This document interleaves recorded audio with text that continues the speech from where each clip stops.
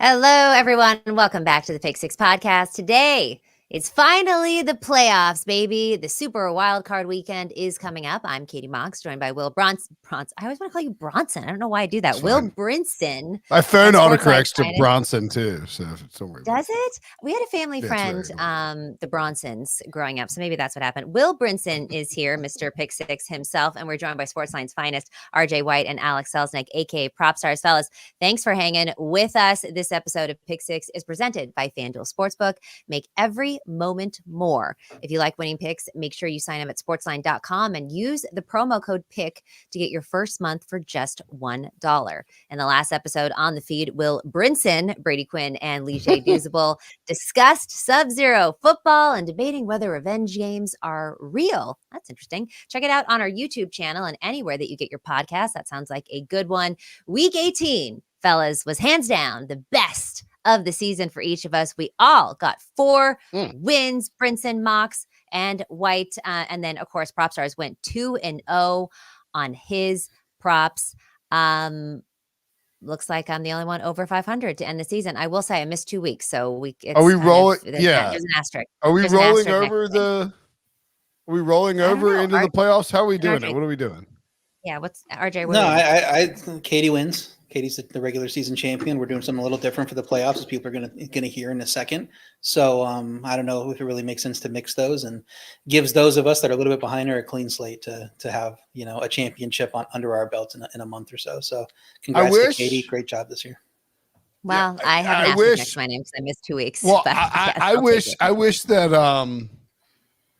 on CBS Sports Network, look at my eyes. I've been up since like 4:45 in the morning for no good reason. I look terrible. But I think that I wish the CBS Sports Network and like our producers at Spotlight would do the same thing, because they keep rolling out this stupid Brinson climbs to 500 graphic where they chopped off my everything below my knees and put 3/4 of my torso into hiking boots and slide me up and down this mountain with a losing record. Until we finally arrive at my 44.2 winning percentage every week on television.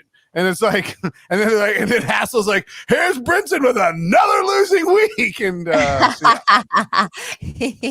anywho, that sounds Propstars, you had something you were about to say? I just wanted to first and foremost congratulate Katie. Job well done, especially considering I don't think it was very long ago, Katie, you were, I believe, 6 to 8 games below 500 too. So very, very impressive turnaround. You went on a awesome heater over the final 3 to 4 weeks of the season. So just wanted to say job well done to you, Katie. Thank you so much. And I will actually bring up, we had a competition that RJ did with some of the Sportsline talent for futures. I was surprised on that one that I'm down 81 units, considering I was so heavy on the Jets this season, and none of those things. And you're only down 81 units. That's what you mean. Yeah, I can't believe I'm only down 81 units, considering I had so many Jets props in there. But that was a really fun competition as well, RJ, and that's still heating up for some players, not for, I think, any of us on this podcast. No, I was still alive until RJ in an email before week 18 noted that my Jags Super Bowl pick was still not dead. And adios, amigo. Yeah, Brinson still has McCaffrey to be the offensive player of the year, so we could get some units off of that. But it's going to be hard to make up the gap because we've had a few people have really strong runs. Mackenzie Brooks just crushed it with everything she picked. And she has TJ Watt, defensive player of the year, CJ Stroud, offensive rookie of the year, Jalen Carter, defensive rookie of the year. Just all these things still in play that she could even build on this great stretch she had. So it was fun to do. We'll post the results once it's over, and then looking forward to doing it again next year. Yes, absolutely. All right. We are going to get into the first weekend of the wild card, or I guess the only weekend of the wild card, first weekend of the playoffs. But we're doing these a little bit differently. Yes. Super wild card weekend, please. Super wild card weekend. You must recognize the NFL's change of branding. I actually had my picks column change. I noticed that they changed it. It's super wild card week. We're not just having a wild time. We're having a super wild time this weekend. Which honestly I appreciate. I'd rather it be super. But RJ came up with this incredible game for us to play. We're doing bingo cards, but I'm going to let you tell us what we're doing, RJ. Yeah, so the concept is we're going to have this is pick 6, so we're going to have 6 picks to make. We're going to have one spread and one total pick to make. We're going to have 3 props, 1 passing, 1 rushing, 1 receiving, to put Alex's specialty right in front and foremost, not making him pick a bunch of spreads and totals. And then you get 1 more wild card, which could be anything. Could be a double on what you think your strength is. So I think Alex is putting in 4 props instead of 3. You can go wild with it. Like Brinson's going to have a crazy bet that everybody's going to want to stick around and hear about. So those are basically the parameters for the first round. And actually, for the first 2 rounds, we're trying not to correlate picks, so I can't take Dak's over on passing and CeeDee Lamb's over on receiving, things like that. We're just trying to switch it up a little bit to make it a little. Mine are all correlated.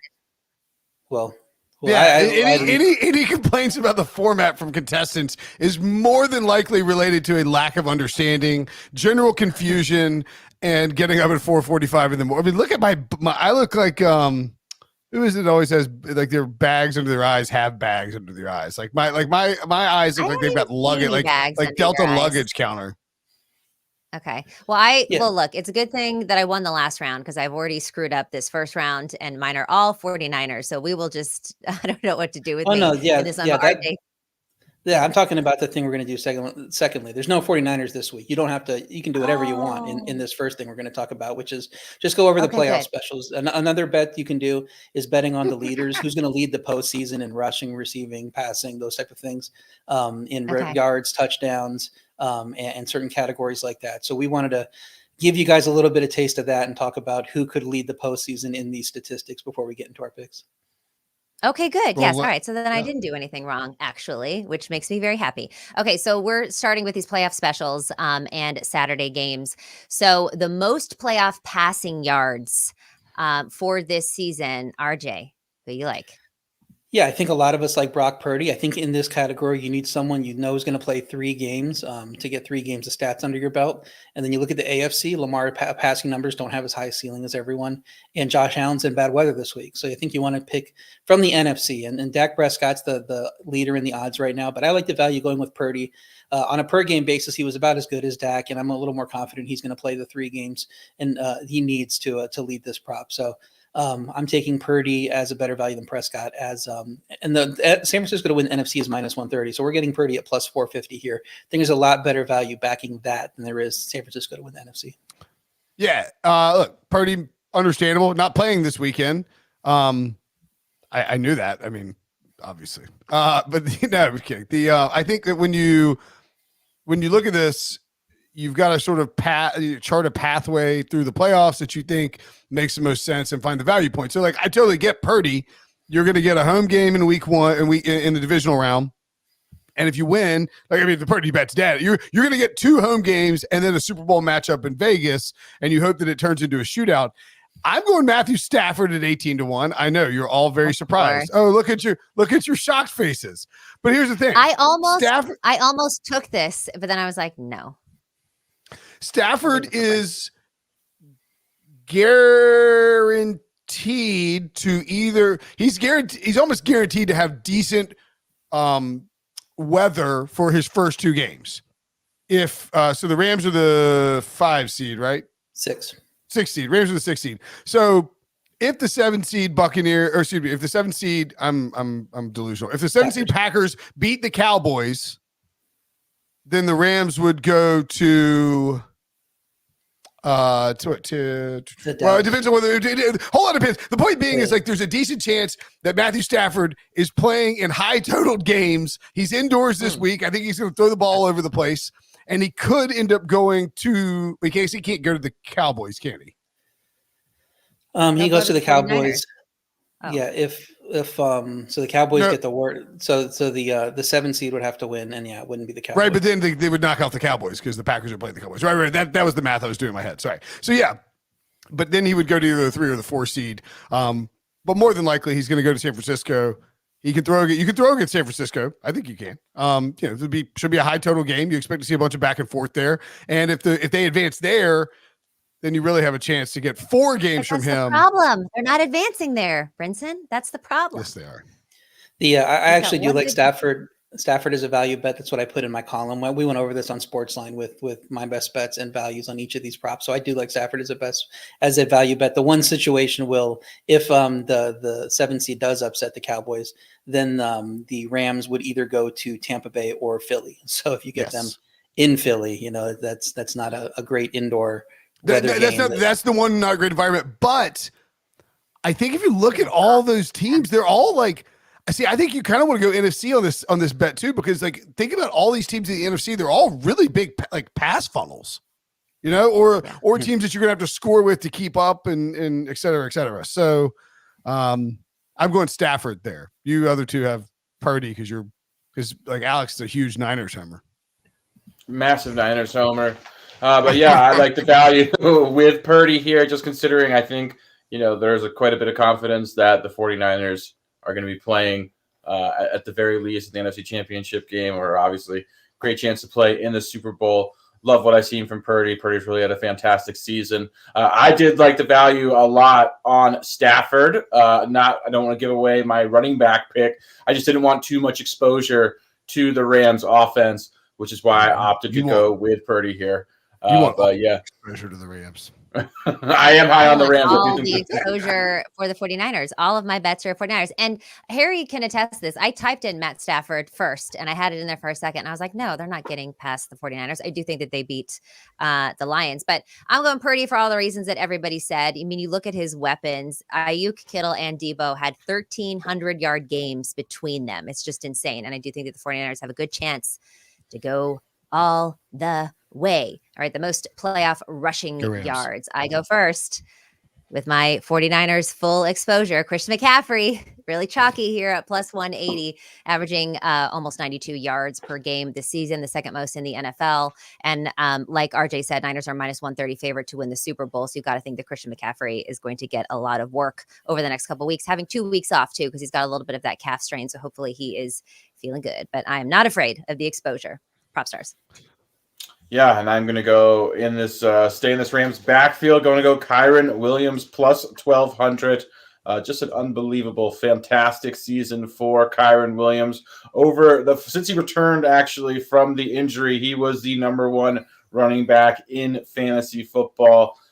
From a yard standpoint, from a production standpoint, he's able to contribute as a receiver. So yeah, just love what I've seen from Kyren Williams. Really, it just turned the whole Rams season around as well. I think he could potentially, I don't even think he needs to potentially play in the Super Bowl in order for him to end up as the leading rusher either. So yeah, I think he's going to be the focal point of this Rams offense, even against a pretty stout Detroit run defense. I think he has a couple of big games here, and it's potentially enough to win us this ticket. I'm going to go way off the board. Ooh. Oh. Scroll on down. Let's get down to them 40s. Find me Josh Allen 40-1 to lead the all playoffs in rushing yards. Yes. Josh Allen, 92 rushing yards in his first playoff game, 54 in his second, just 3 in his third, which is a weird one against Baltimore, a win. 88 in his fourth, 66 in his fifth, 68 in his seventh. Last year, we actually dialed it back, just 20 rushing yards and 26 rushing yards against the Dolphins and the Bengals in that bad loss. They were obviously chucking it a ton against the Bengals, and he wasn't running. He is going to activate his legs in the postseason. You have a team that's playing in the wild card. First round in a game against a Pittsburgh defense that's going to be missing TJ Watt and is really banged up in 25-plus mile-per-hour winds, which means I think a lot of maybe designed runs for Josh Allen to get them off their toes. He needs to rip 1 or 2 off. You need to get him to 60-something in this first round. But because they're a wild card as the 2 seed, he's got a legitimate chance to play 4 games. And so Lamar only can max out at 3. Christian McCaffrey maxes out at 3. Kyren Williams can get to 4. So if you get a Bills, Rams, I mean, maybe that's a correlated thing. But because he's getting 4 possible games, and if it's the playoffs, he's going to lay it on the line. He's going to run a ton. I think we could get 4 50-plus yard games minimum. And then all of a sudden, you start getting up to like 75, 80-yard games, and we could see Josh Allen lead all the playoffs in rushing at 40-1. Great value.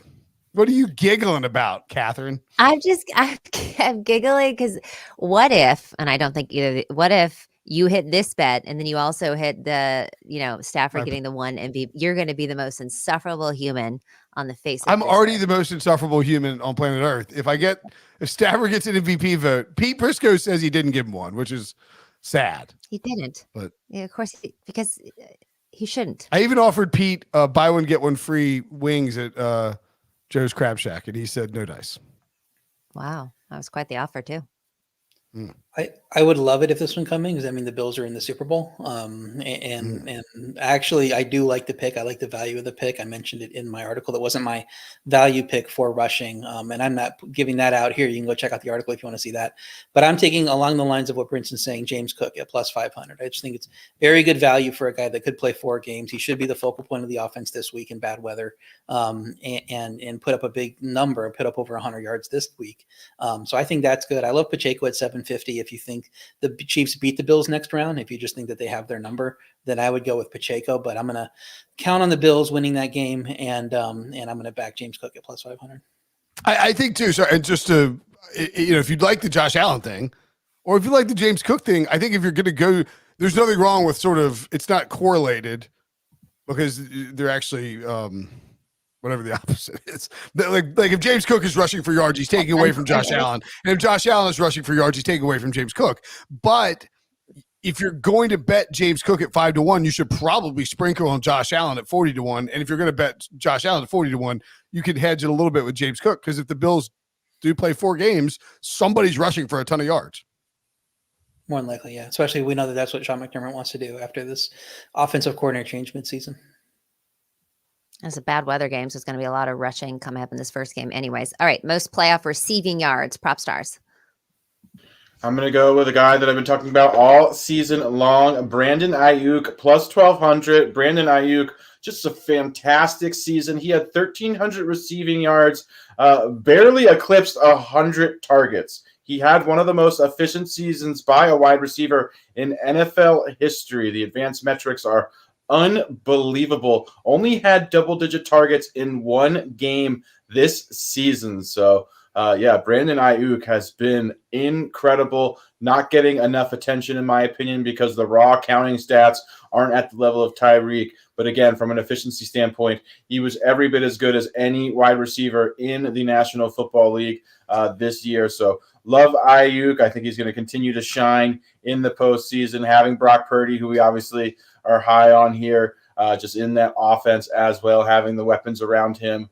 I think we're going to see a ton of Brandon Ayuk. Love the value here at plus 1,200 odds.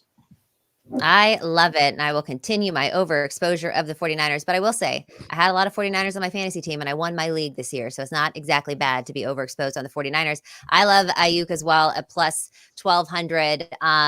He set a career high in passing yards for himself this year. He's Purdy's favorite target. I think he's got a team high of, like you said, 105 targets, averaging the highest yards per reception at almost 18, a team high of 75 receptions. Like, he is the guy that's getting a lot of those first looks, certainly downfield and outside the numbers, and he just takes off like crazy. So I love him as well. RJ. Yeah, the favorite here is CeeDee Lamb at 2-1, and I don't think that's low enough. I think he should be getting more value, considering that Christian McCaffrey's even lower in the rushing numbers. It's hard for me not to back the favorite. He's playing indoors at a stadium that the Cowboys typically do well in. It's a great matchup this week. Has a great matchup likely next week, playing Detroit at home there. And it's possible to win this with 2 big games. We saw Devontae Adams lead the NFC, or lead the playoffs in receiving a few years ago when the Packers only played 2 games. And he put up 140, I think, in each game and led it. And I think CeeDee Lamb could be the similar type of player here that does it. So even at 2-1, I think Lamb is probably the best bet here. So that's what I'm doing. I think Lamb's a pretty good bet, because he could play 2 games and get there. I mean, he could have 3. 330 in 2 games pretty easily. We've seen one of the things that you've seen, and it didn't work out with Tony Pollard, but we saw it with the Mike McCarthy's Packers offenses, just condensed target share for the number 1 receiver. And so that's how CeeDee Lamb really, really developed into maybe the best receiver in football, or one of them. I think you know who I'm taking. Cooper Kupp 50-1. Are you kidding me? Yeah, he's got a split with Puka Nacua, but 50-1 for the guy who almost had one of the single best receiving seasons in NFL history. A guy who's prone to going off in the playoffs. A guy who's catching passes from a future Hall of Famer and MVP vote getter in Matthew Stafford. Give me a break. Give me Cooper Kupp 50-1. Obviously, with the Rams, once 50-1, I think is really good value. I almost took Stafford off, but the correlation there I think works. 50-1, if they win 2 games, you are live. Yeah, same odds as Isaiah Likely, and you would expect him to have a decent bit more than Isaiah Likely, even if he only plays 2 games. Even if it's not very likely. Let's see what I did there.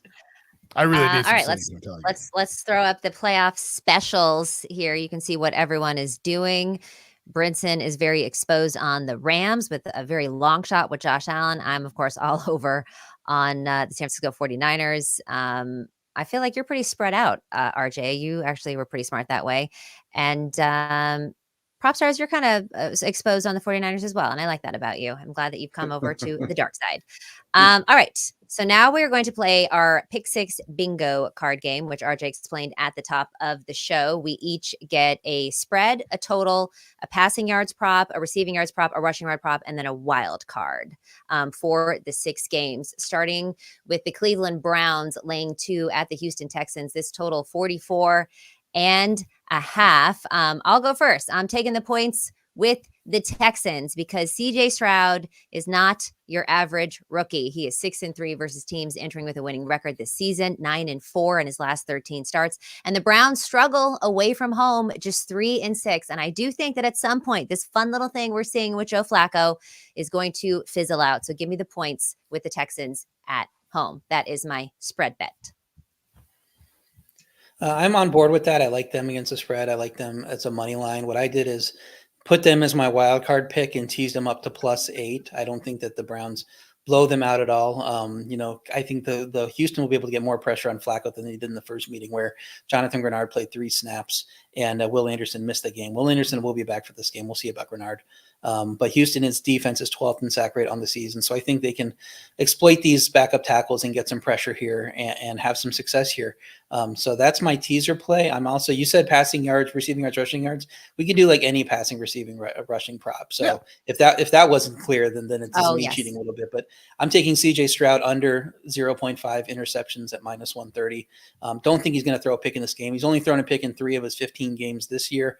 And we know the Cleveland defense struggles on the road more than they do at home. So I think he's going to have a good day protecting the ball here. And slide that in for my passing props pick. Propstarz, what do you got on anything on the, I think in theory, do you have to have something on every game? No. Okay. Yeah, I have no picks from this game. I have an under I was definitely trying to find one from all the different games. Whatever. I don't care. Flacco. We had to have 6. I thought it was like the whole point was like, diversifying your bonds. It's hard to make that the rule because if we keep this up next week, you can't do 6 picks in 4 games and have them all different. So okay, yep, true. Right, because they're only There's only I was like, wait, there's not 6 games next week. I have a Joe Flacco under pass attempts, 37.5. That's so many pass attempts. I think you're going to see a game where Flacco will throw the ball, but Kevin Stefanski likes to run. Now, Houston is a pass funnel, but in my sort of game script here, the Browns are going to be leading for most of the game because CJ Stroud's a rookie. And you said the fun little Joe Flacco run. This fun little CJ Stroud run. Joe Flacco's a longer been run. in the street. Joe Flacco's been doing this for a decade. He's been on the couch for 90% of this season. Joe Flacco was beating Jim Harbaugh's taking an under on Joe Flacco. In the Super Bowl back when CJ Stroud was wearing diapers. Okay, so tell me about this under that you're taking on this great Joe Flacco. What year was CJ Stroud born? CJ Stroud was 7 when Joe Flacco got drafted. 7. That's unbelievable. Actually, it was like 6.5, but I digress.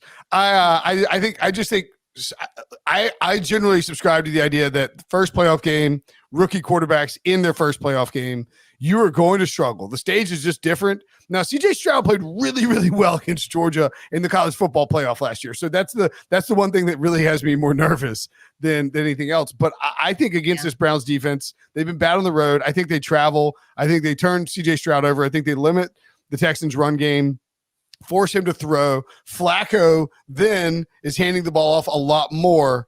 And as a result, we don't get as many pass attempts, and the Browns win in a low-scoring game. That's why I'm taking the 37.5 is a ton for a 38-year-old quarterback in a playoff game, even against a pass funnel like Houston. My counter to that is CJ Stroud hasn't really played like a rookie. Like he's outperformed basically almost every rookie quarterback. You know, he was in the mix for an MVP vote toward the end of the season. So I don't really consider him a quote unquote rookie quarterback at this point. I think pretty polished and knows how to protect the ball. Okay. Mm-hmm. And as Robbie Brinson likes to say, okay, bye. Next up, that's how he says. So he says goodbye to me. He's like, okay, bye. I'm like, love you too, pal. Dolphins at the Chiefs. I just looked at my pick for this one. This is where Harry slotted my I just snorted laughing at this with my parlay. Look, this line has moved up to minus 4.5, excuse me. The total ticking down a little bit, 44.5. This is supposed to be, I think I saw can't remember what his name is, but one of the Miami media members so tweet out that he's like, I reached out to, he's like, a source at the NFL says they're not going to postpone this game. Like, what? It's football. It's not like lightning or anything. I mean, but apparently it's going to be a wild card weekend game. Yeah, right. Apparently it's going to be dangerously cold. And obviously it's like Dolphin, as I'd like to note, Dolphins media members tend to be very enthusiastic about the team, more so than other fan bases. Naturally, a bunch of these like, oh, I can't believe they have to play in this weather. It's like, well, I mean, win the division, you don't have to. It's gonna be cold. It's gonna be really cold. It's gonna be the story. If you got Peacock, you're gonna hear about it a lot. And Katie, you have a receiving bet in this game. I do, but it's for a running back. It's Pacheco over 18.5 receive yards. Like you said, cold weather game here. Mahomes isn't going to be chucking the ball down the field because it's freezing, and that's going to be one hard rock. And then also, his receivers tend to drop things. So I do think that Pacheco is going to be utilized in the screen game. A lot of check downs to Pacheco, especially because the Miami Dolphins have been vulnerable to running backs in the receiving game. So I do think this number is a little bit too short. He had 35 yards versus Cincy last week. So I'll take Pacheco over on his receiving yards. RJ. Yeah, we all are attacking the same type of thing in this game. It seems like the three of us, because I also have a Chiefs receiving prop over. I'm taking Travis Kelce over 59.5 receiving yards. Pretty low number for him. Yeah, when you just consider the type of player he is. And it's tailed out and it's low because he tailed off in the regular season. I mean, he had 3 poor games after averaging nearly 75 yards in his first 12 games. Think he was dealing with some nagging injuries there. The week off is going to help there. That they obviously wanted to keep him healthy rather than let him go for the 1,000-yard season in that final game. And they're going to reap the benefits here because he should have a good game against this very beat up Miami defense, a bunch of linebackers getting hurt, getting put on the IR. And I think he'll be able to eat in the middle of the field here and have his typical game where the Chiefs finally show up. It's going to be hard to tackle him, too, in this extremely cold weather. I mean, you get these backups hitting Travis Kelce. They're not going to be able to hold on and drag him to the ground with how good of a player he is. So feel like he could break a big play or two, and he's going to pretty much fly over this number. So Travis Kelce over 59.5 receiving yards is my receiving prop here. So low. Yeah. I love that one. I mean, I wish I had spotted that one. But that's a good bet. Like it. And I have a passing prop from this game. We are going to fade Tua under 239.5 passing yards. Listen, we know the cold weather has been a big issue, not just for the Dolphins, but also for Tua. His splits in cold weather and temperatures under 45 degrees are absolutely dismal. 4 touchdowns to 5 interception TD to INT ratio, passer rating of 71.8. He has really struggled in cold weather. This Chiefs pass defense is also very strong. Third in EPA allowed per drop back. Second in success rate as well. So it's the strength of Kansas City's defense. Cold weather. Dolphins extremely banged up. Just a really tough spot. No Jalen Waddle potentially. Maybe even no Raheem Mostert as well. So I think it's a really good spot to fade to under 240 passing yards.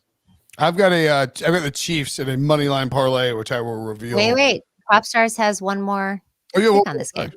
I do indeed. Yes, thank you. I actually forgot, Katie. My receiving prop is Rashee Rice over 61.5 receiving yards. Love the spot for Rashee Rice, who's really become the 1A or 1B in the Chiefs passing attack. He's really come on strong over the second half of the season. Over the final 3 weeks, he eclipsed the 70% snap share, something that eluded him over the course of the entire regular season. But to see him finally become a full-time player in the Chiefs offense, really reap the rewards. Average 75 yards receiving over the final 8 games there. As well, I also love the fact that he runs over 50% of his snaps out of the slot. Jalen Ramsey plays on the outside. He does not shadow the opposing team's number 1 wide receiver, so he's going to avoid Jalen Ramsey largely if he's running all these routes out of the slot as well. I love Rashee Rice over 61.5 receiving yards in this game as well. Who goes into the Pick Six Hall of Fame along with the Niners team total over and Magic Beans or NC State references? Is it Rashee Rice or Chris Olave? I would say Chris Olave, Rashee Rice, Matt Stafford MVP. And Matt Stafford is definitely the Pick Six Hall of Fame. Yeah, Niners team total over. Yeah, definitely. That's the shoe in. That's like RJ. Who's your about to say something? Who's your Pick Six Hall of Fame?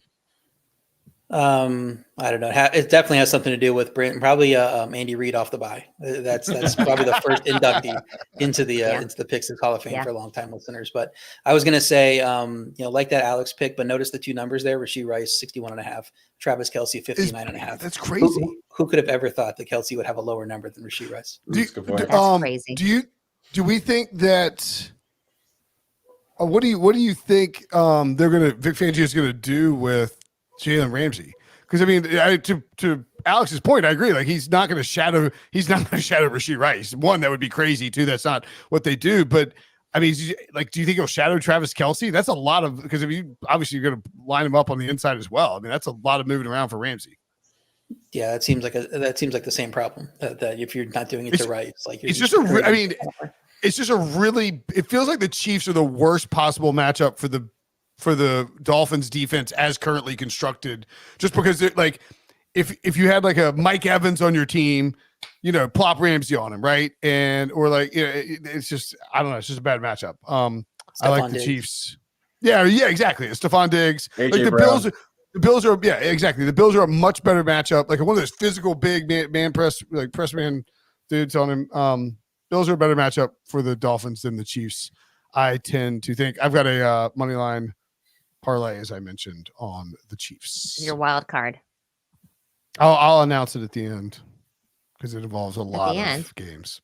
Of the games. Do I have to say it now? Oh, I don't know. Spoil all the other games because it's a 6-game money line parlay. All right, so Brinson, hold a place. Yeah, hold a place for Brinson's wild card because that is coming later. Oh, my vet is calling me. All right, we are going to take a break right here. More Sunday games when we come back. You're watching Pick Six. Don't go anywhere.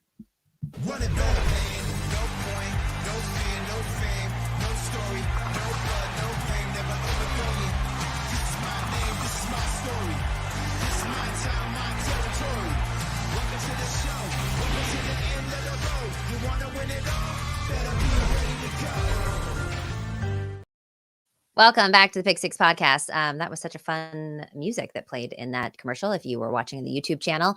Moving on to the Pittsburgh Steelers at the Buffalo Bills. Bills laying 10. This total 36.5. I'm going to go first on this one. This is a very, very cold game. When I was looking it up, it's like gusts of wind up to 41 miles an hour, 80% chance of precipitation. It's going to be snow. It's going to be freezing. And so I'm thinking that a lot of rushing yards are going over in this game. I'm going to go ahead and look at Najee Harris over 16.5 rushing yards. Like I said, bad weather game. Expect a lot of overs to hit in this game. Buffalo's run defense allowing the 5th most yards per rush this season. He's averaging about this number at about 61 per game. He has gone over on his rushing yards prop and 68% of opportunities this season. I think that he's kind of their Steelers' best bet into moving the ball down the field. So I'll take him over the 16.5 rushing yards. I'm going to go under the total of 36.5. It's already dropped a decent amount because of the weather. And the weather forecast has not changed. It's going to be very extremely windy. 25 mile per hour sustained winds, it looks like right now, including those gusts you mentioned, upwards of 40 miles an hour, could even get to 50 miles an hour. So we're getting close enough to game time that I'm a little bit more trustworthy, and that's the weather we're going to see.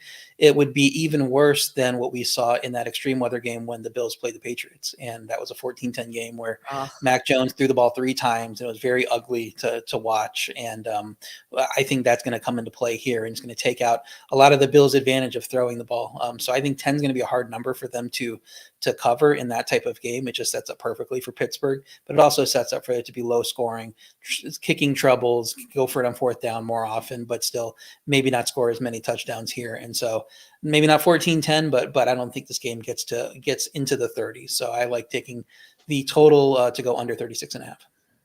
RJ, you just reminded me that bad weather game between the Patriots. I took the over on the punts in that game, and that hit. I wonder if this is another game where I should have taken a wild card and looked at the punts in this game. Potentially, yeah. The best part about that game was that Bill Belichick, because it was a COVID game, and he was doing the interview with Tracy Wolfson before it, right? Or was it Monday night? What did it was CBS? Am I crazy? I don't think it was a Monday night game. Well, it was definitely a night game. It was definitely a night game. It's definitely a night game. It's Sunday.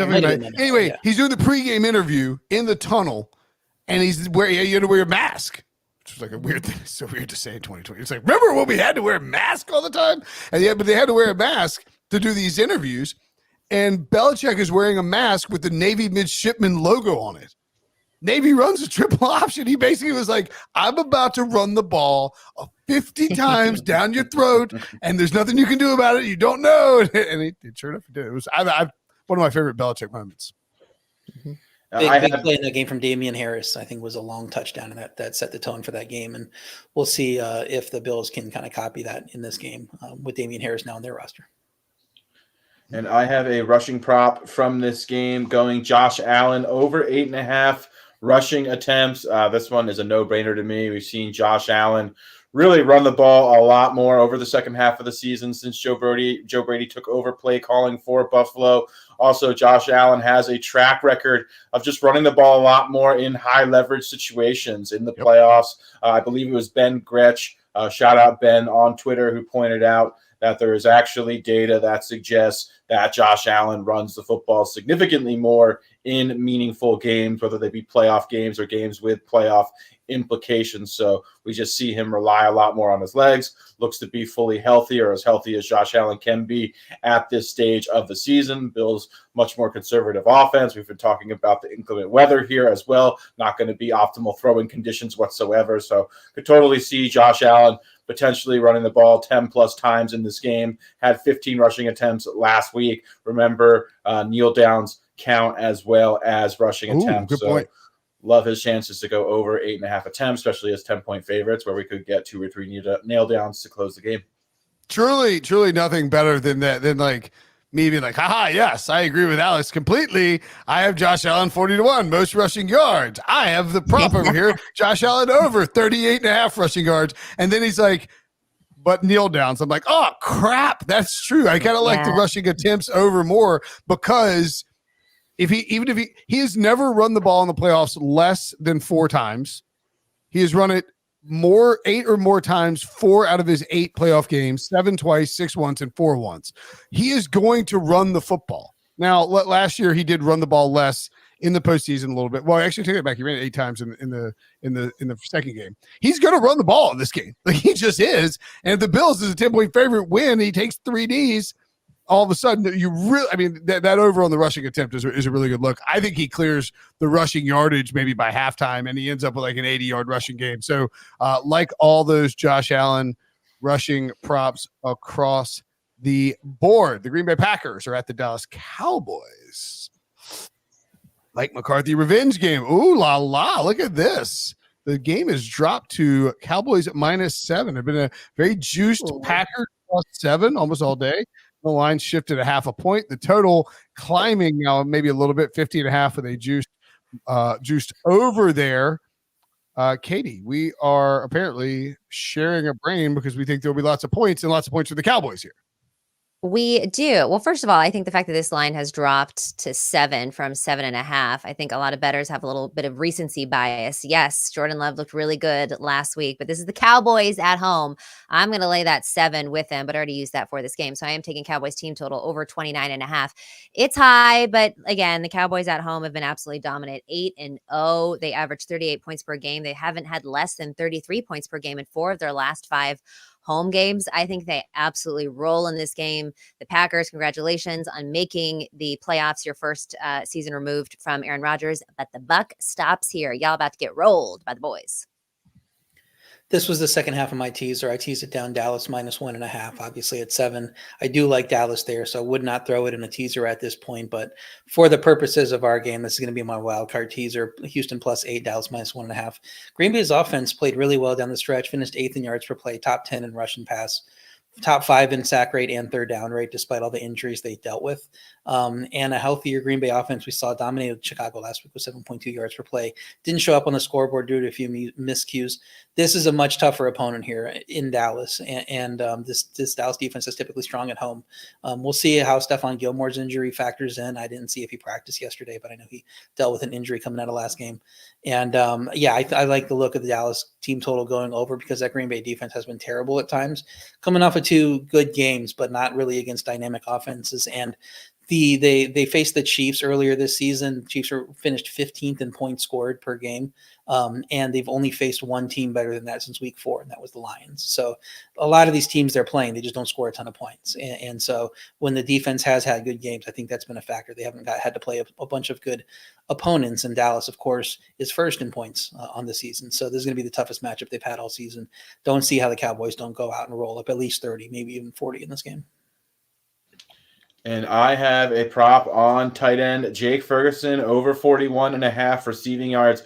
Much like Rashee Rice, Ferguson has really come on strong down the course of the season. He's really established himself as that number 2 option in Dallas's passing attack. We know Dak also really tends to favor throwing to tight ends. They haven't missed a beat with Dalton Schultz. If anything, I think Ferguson gives them a much more athletic option over the middle of the field. Really seen his connection grow and grow over the final 3 weeks of the season. Much like Rashee Rice, Ferguson finally became a full-time player in Dallas's offense, averaged nearly 60 receiving yards per game over the final 7 weeks, eclipsed this in 6 of those 7 games as well. He's been highly, highly productive for Dallas.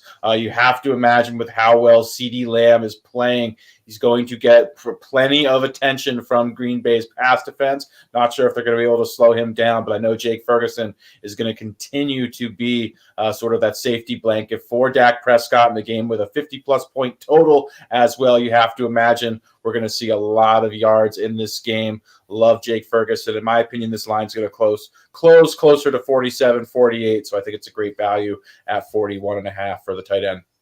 On the CeeDee Lamb thing. Oh, yeah, sorry. I was going to say, on the CeeDee Lamb thing, too, is Jair Alexander going to play? Yes. He is, right? That's kind of a big deal. Agreed. I mean he shut down Justin Jefferson, if we recall. It wouldn't be crazy at all if Mike McCarthy's like, all right, we're going to funnel this through Brandon Cooks and Jake Ferguson early on while, and force if they let's see what Jair Alexander can do early on. Get the ball to Ferguson, get the ball to Tony Pollard out of the backfield, get the ball to Brandon Cooks, get Gallup involved. And then if Lamb is if Alexander's just balling out and locking down Lamb, then you just keep, and it's working, you just keep doing it. And if not, if Alexander looks like he's still banged up, then you can start attacking with Lamb. But that's I would look to it. First, yeah, go ahead, Prop. I was just going to say to Jair Alexander's credit, last season, Justin Jefferson, I believe, was 170 yards shy of breaking the single season receiving record, facing Green Bay in the final week of the season. He had torched Green Bay previously earlier in the year, a game that Jair Alexander missed. I believe Justin Jefferson had a 200-yard receiving game. Jair Alexander shadowed Justin Jefferson basically on an island for the duration of the game, held Jefferson, who was obviously very motivated to break the record, to, I believe, 3 catches for 30 yards, all coming in the final fourth quarter as well. So he has the capability to really slow down CeeDee Lamb. You have to think he's going to be highly motivated, being it's a playoff game, his first playoff game, coupled with the fact that CeeDee Lamb has been playing as well as he is. So I think it's actually a pretty tough spot for CeeDee Lamb, all things considered. I'll counter that. I want to counter that real quick and say Alexander's not had a great year. He's been. If you look at PFF grades, which I don't want to make gospel. He's been kind of in the middle of the pack, and like I mentioned, they didn't play a lot of tough offenses, so he hasn't really been, forced that much.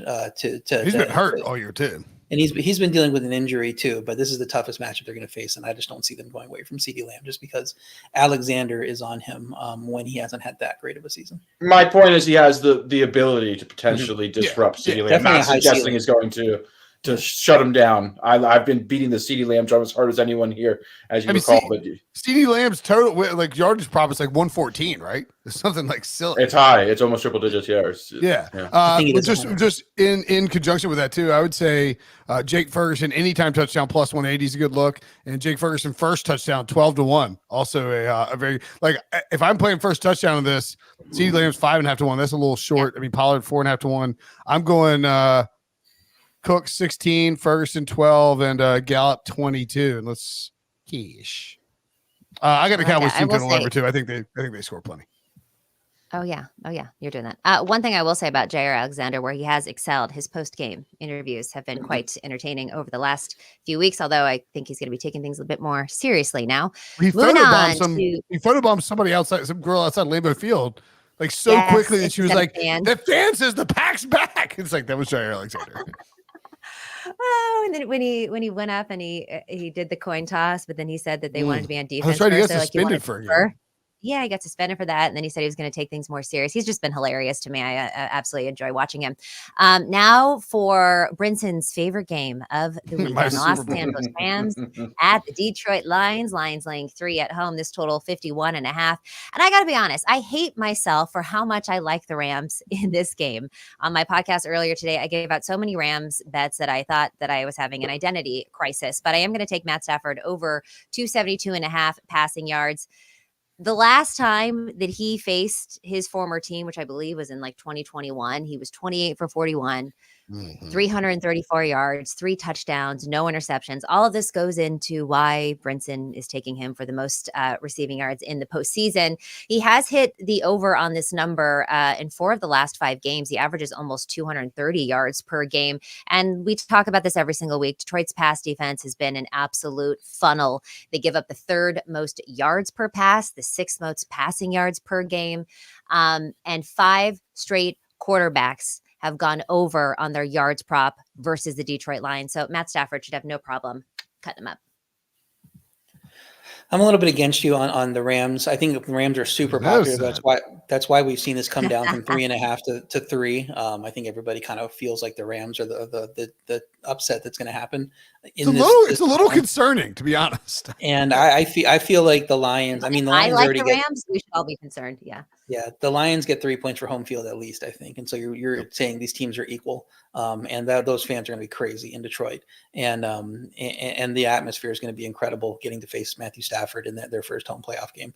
So I think you'd have to make these teams even, or say the Rams are definitely the better team, I think, to back them, and I just can't do that. I think the Lions overall do so much well that their bad pass defense, which they are getting healthier. They got C.J. Gardner-Johnson back last week, Ali McNeil back. That helps the run defense. So I think they're going to come out and win this game. My pick for this game is David Montgomery to go over 54.5 rush yards. I think all of the focus on the passing games here means it's a little sneaky to go out and take some of the rush props over. And David Montgomery's had 8 straight games of 55 plus rush yards before going 10 for 40 last week. I think the focus for the Lions offense is not going to put Jared Goff in too many situations to fail against his old team and his old coach. and they're just going to run down their throats and try to control the run game there like they have for a lot of the season. So feel like Montgomery's going to get upwards of 12 carries, probably upwards of even 15 carries, and be able to hit over 54.5 rush yards pretty solidly. I'd be surprised if Detroit doesn't have over 125 rush yards as a team in this game. I think that's a sneaky good play, RJ. And as someone who's backing the Rams, this is my spread pick, are the Rams plus 3.5. I have become somewhat concerned just seeing pretty much everyone backing the Rams here. But yeah, I still think that everyone's treating it. They're like, obviously the Rams. I'm like, right, like it's like a guarantee that they're gonna. Yeah, I still Dan Campbell. He's been Ben Johnson scares me quite a bit. Just how well the play calling has been all season. So I still think that the quarterback advantage ultimately is with our guy, Brinson's guy, Matthew Stafford. Just love what I've seen from Kyron Williams. I could see this being a very competitive game, but I will take the 3.5 points and take the Rams and just keep my fingers crossed and pray that they advance. Yeah, the biggest concern for me here is that everyone's like, why would you even bother taking the points? Just take the Rams money line. It's like, it is 3.5, like, and it's down to 3 on FanDuel now. But I mean, I think it's gonna be a really close game. And we mentioned Dan Campbell. This to me is the underrated thing. And I'm making some Lions argument here, and I'm not really sure why, because I'm taking the Rams, obviously, plus 3.5. But to me, the difference is that Sean McVay in these spots is totally content to go and kick field goals and not be aggressive down near the goal line, not be aggressive on 4th down around midfield. He'll punt, he'll kick field goals, he'll take the points. He and Kyle Shanahan are really, really conservative, kind of old school coaches, despite their modern offensive mentalities. Dan Campbell, not so much. The PC principal will go for it anywhere, anytime, on basically any 4th down. And I think that you could see, let's say Sean McVay takes some points too frequently, takes some field goals down near the goal line, and Dan Campbell is rolling the dice on these 4th downs, and you've got Ben Johnson who's come up with, like, they're going to have a package of 4th down plays specifically to convert these 4th and 1, 2, 3, 4, 5 that he's not afraid to go for. If they get like 75% of those and they go for a bunch of them, that could flip this game completely. And that's really my biggest concern. I've also got Jahmyr Gibbs over 19.5 receiving yards. Man, he's electric. If the Rams are winning, if this is a shootout, Jahmyr Gibbs is going to get his snaps. Maybe I'm a little worried because he's a rookie running. Like, any concerns? He's a rookie in a first playoff game. I don't think so. I think they've given him enough snaps. I like RJ's over David Montgomery rushing yards, but I think that's correlated with the Lions. I will take the Rams and the correlated receiving yards for the young rookie out of Alabama. Shout out Nick Saban. Let me ask you real quick, Brinson. Would you play the 3? Because everybody listening to this is probably going to see 3 because it looks like it's coming down to 3 everywhere at this point. So would you play it at plus 3? Yeah. I mean, I played I've already got 3.5 in the barn, but I would still play it at 3. Yeah. I think the Rams will win the game. Like, I like the Rams money line. I really, really, really don't like that everybody's like, yeah, the Rams are the obvious. I waited till it dropped to 3 and laid it with the Lions. I think that's for sure. That's the number where it's profitable for the Lions. Yep. All right. Speaking of Nick Saban, Najee Harris played for Nick Saban. And we can't wait for Super Wildcard Weekend on CBS. Najee Harris headed to Buffalo. 2 blue-collar squads with contrasting styles square off when Najee Harris leads the Steelers' dynamic run game into Buffalo for a meeting with Josh Allen and the Bills' aerial attack. It all begins at noon Eastern with the NFL Today Super Wildcard Weekend, Sunday on CBS and streaming on Paramount Plus. Coming up next, the Pick Six Parlay. Out there are 2 colossal beings, both forces of nature in their own regard. But in here, as soon as the chute bursts open, the duality of man and beast begins to fade. This is the PBR on CBS Sports Network. It's time for the Pick Six Parlay, where we each select a game for a 4-leg moneyline parlay. If you've been tailing them all season, you've been losing, and we're sorry about that. But this week is the week. The person with the best record goes first, and then the second, and so on and so on. The Pick Six Parlay segment is brought to you by FanDuel Sportsbook. Make every moment more. One of these does have to be an underdog. If you are new to the podcast, I am going first, and I'm going to take the biggest money line off the board, the Bills at minus 520. I just realized that RJ is going to try and play a game of chess here potentially, but actually maybe not. Well, I mean, we have Alex going last, even though he went 2-0. I don't think that's very fair. So I'm going to take the pressure off him to pick an underdog because I'm going to pick the dog. I like the dogs. Well, you could take a dog too. We can all pick dogs. You can all pick dogs. I mean, it's not like we won on picking favorites.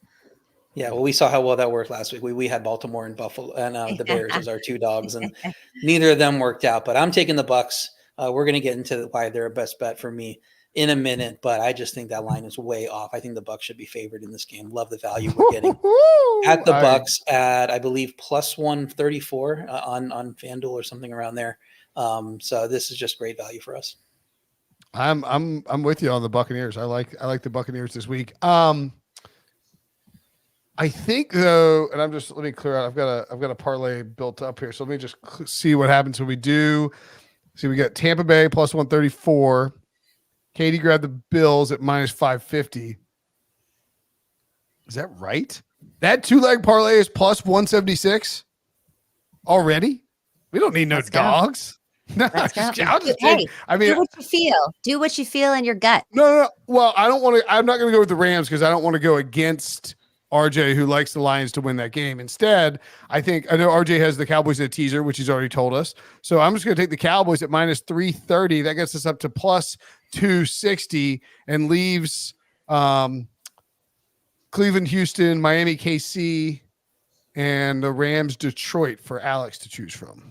What a raw deal to go 2-0 and have to pick last here, guys. But Chiefs. No, I know. No, Chiefs, obviously. I'm taking the Chiefs. I'm taking the Chiefs here. Minus 230, if I'm not mistaken. Yep, minus 235. So yep, minus 235. I will take the Chiefs. That would have been my favorite pick, Alex. Yeah. Okay. Yeah. Good. No, I was either going to go Chiefs or Cowboys. So we avoided the Rams money line. All right, maybe it's not so jinx after all. So here's what we got: the Bills. This is it, Katie. I like this one. Bills minus 550, Bucks plus 134, Chiefs minus 235, or excuse me, Cowboys minus 330, and the Chiefs minus 235. That 4-leg parlay pays out over 4-1 plus 413. That's pretty good for three huge favorites. And then the Buccaneers on Monday night. Cash it Monday night. I kind of love that parlay.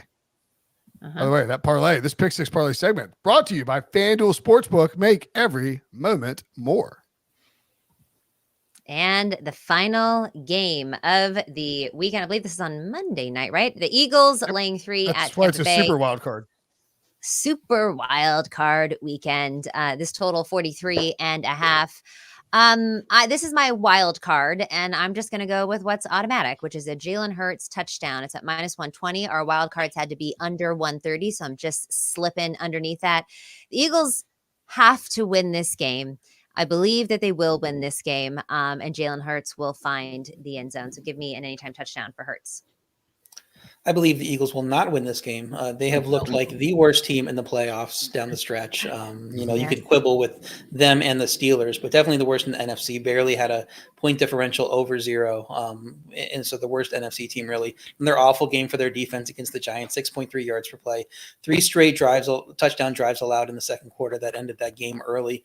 Tampa 13th in yards per pass. I think they're going to execute consistently against this Eagles pass defense that has been very bad, and they're now 31st in third down rate and 30th in red zone rate. Very bad in situational spots too. Great job, Matt Patricia. Whatever you're doing is working. Keep it up. Defense also lost 2 safeties in week 18, so I guess I'm even more banged up in the middle of that defense. And the offense also beat up with A.J. Brown injured in week 18. We'll see his status for this game. Devontae Smith obviously has been managing an ankle sprain as well. Jalen Hurts did not escape either, had a little finger injury. Probably not going to affect him too much, but we'll see. We'll see how that factors in once he gets in the game mode there. And so even if those Philly injury reports get better, I mean, this Tampa Bay defense has gotten much healthier recently. I think they can outperform their ranking of 22nd in yards per play on this season. I think they're better than that. And so even though Philly dominated the week 3 matchup, they are a significantly worse team right now. They should not be laying points on the road against anyone in this postseason. So love getting +3 with Tampa. That's the best bet for me. Harsh words, RJ, but I cannot say I disagree. The Eagles look like the worst team in the playoffs by far. I still contend, Brinson, that if Sirianni loses I was this about to game, tell you, I took this take to the streets. Mhm. Like, all right, what happens if, like, do you think there's a chance Nick Sirianni can get fired? I think I'm not totally off board. You're warming up a little Yeah. bit. I told I'm you, warming right? up to it. You Yeah. see the coaches out there now. I mean, you kind of think you might be able to upgrade if you're the Eagles. Yep. True. I really believe he's lost the locker room. I just think, obviously, considering his track record, it's unfair, but I think the players are unhappy with him, but I digress here. Yeah, I'm going to take the under actually in this game, under 43.5 points. I think the Eagles game plan is going to be, as RJ mentioned, AJ Brown banged up, Devontae Smith, ankle injury, Jalen Hurts injury in his throwing hand. The Eagles' path to victory, or at least how they won their first matchup and what they're going to do to limit Jalen Hurts' dropbacks, who's been making a lot of mistakes over the second half of the season, is by running the football. I think the Eagles are going to attempt to slow things down, just lean on the ground game if they can. In their first matchup, I know it was week 3, I believe they had over 200 total rushing yards in that game, really just sucked the air out of the football. So I think we see DeAndre Swift, who is really one of the only healthy skill position players on this Eagles team. Tampa Bay's offense hasn't exactly been explosive against your Panthers, Brinson. Only 9 points last week. Baker's banged up as well. So just not a lot of confidence in both of these offenses. Tampa Bay's defense looks to be the best unit overall in this game as well. So, I think the under 43.5 points is a good look here. I like the Bucs as well. If I didn't have the Rams as my against the spread pick, it was going to be Tampa Bay. Those are my 2 favorite spots. Look, the Eagles, I wanted to fade whoever was coming to Tampa Bay, Eagles or Cowboys, just because Cowboys haven't been very good on the road, but especially the Eagles with the way that they played after the bye. They really should have won one game after the bye, maybe. Like the Christmas Day game, they should have lost the Chiefs and the Bills. They could have lost that game on Christmas Day to the Giants. They did lose to Tommy DeVito and Kyler Murray and the Cardinals. Like, to close out the season, just win one of those games. And it's unbelievable. An epic collapse by the Eagles. Then in that final game, A.J. Brown gets banged up. Jalen Hurts gets banged up. Matt Patricia may have gotten Bill Belichick fired. He's about to get Nick Sirianni fired. This guy's getting everybody fired. The defense is terrible. And so I'm going to, for my wild card, we're getting real weird. Oh, yes. Here. Finally, we're here. We're going to go Browns. It's just going to be over by the first game of the Texans and CJ Stroud. But that's whatever. Browns money line, Chiefs money line, Bills money line, Cowboys money line, Rams money line, Buccaneers money First of all, line. are you trying to compete against the Pick Six Parlay? I think all of those are in the Pick Six Parlay as well. Are they? So if the Pick Six, yeah. All of them, Okay. 20-1. Okay. And then I just kick my feet up for the rest of the playoffs and give you all the middle finger while we play bingo. And I've got 20, I've got 20 units in my pocket. Again, I'm probably down 1 unit as soon as the Texans win on Saturday afternoon. So don't worry about it. Yeah, well, if there's anyone that could win this and then still lose once we get to the Super Bowl, we're not going to give you the title even if you hit this. Let's get 20 units and then give it all back the following week somehow. I love it. I love it. So that's going to do it for our my show, wild though. card. All right, let's go ahead and recap those picks. Brinson, apart from your wild card, what else you got? Well, and shout out to producer Harry. He got the moneyline parlay graphically on there. That is some fine font work, Harry. That is excellent stuff. I've got Joe Flacco under 37.5 passing attempts. That 6-game moneyline parlay I mentioned. Josh Allen over 38.5 rushing yards. Dallas team total over 29.5.